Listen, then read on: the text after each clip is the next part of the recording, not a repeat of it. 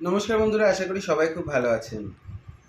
গত কিছুদিন ধরে সোশ্যাল মিডিয়া খুললেই যে দলবদলের নীতি আমরা দেখছি, রাজনীতি বলবো না, এটা একটা আমার কাছে খুব ইম্যাচিওর একটা ব্যাপার হচ্ছে, যেটা কিছুদিন ধরে চলছে সোশ্যাল মিডিয়াতে।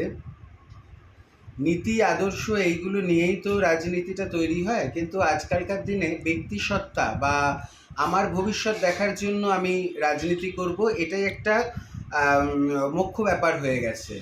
মানুষদের ডেকে আনা হয়, আমাদের দলে আয়, তাহলে আমরা চাকরি দেব, আমাদের দলের হয়ে একটুখানি প্রচারে চল, টাকা দেব। এটা একটা আম ব্যাপার হয়ে গেছে। শুধু আমি রাজ্যের ব্যাপার বলছি না, দেশ জুড়েই দেশ জুড়েই এই একই ব্যাপার চলে আসছে। তো সেখানে এই ধরনের ছোটোখাটো ব্যাপারটা ছোটোখাটোই, এটাকে এতটা হাইলাইট করে শুধুমাত্র কালিমালিপ্ত করার চেষ্টা করা একটা পার্টিকে, অথবা সেই পার্টিটাকে হাইলাইট করা, এইটাই একমাত্র মোটো হতে পারে, অন্য কিছু নয়।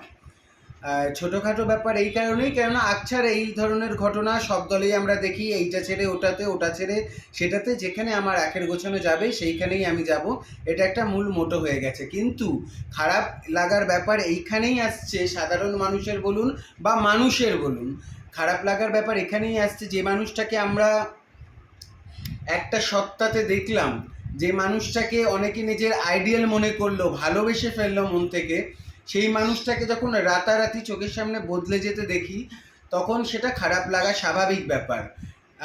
ভগবদ্গীতাতে শ্রীকৃষ্ণ বলেছেন, শরীরের মৃত্যুর আগে আত্মার মৃত্যু হয়। যার আত্মার মৃত্যু ঘটে গেছে অন্যায়ের সাথে সাথ দিয়ে, তার ওপর অস্ত্র চালাতে এত দুঃখ পেতে নেই, অর্জুনকে বলেছিলেন। তো আত্মার মৃত্যু ঘটলে পরে দুঃখটা বেশি লাগে, শরীরের মৃত্যু তো হবেই, স্বাভাবিক ব্যাপার, সেটা চিরন্তন সত্য।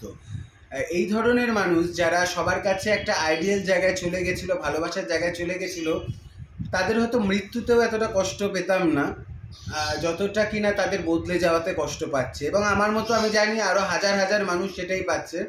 কিন্তু সেটা দেখে সেটাকেই দৃষ্টান্ত বলে মেনে নিলে তো চলবে না। মানুষের ভালো করার জন্য, সমাজটাকে সংশোধনের জন্য যে লড়াইয়ে নামতে হয়েছে, সেই লড়াইতে এই ধরনের অনেক আহুতি দিতে হবে।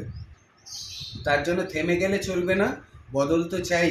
সেই লড়াইটা লড়ে যেতে লাগবে এবং দাঁতে দাঁত চেপে লড়ে যেতে লাগবে। ভালো থাকবেন, আগামীর জন্য অনেক শুভেচ্ছা সবাই।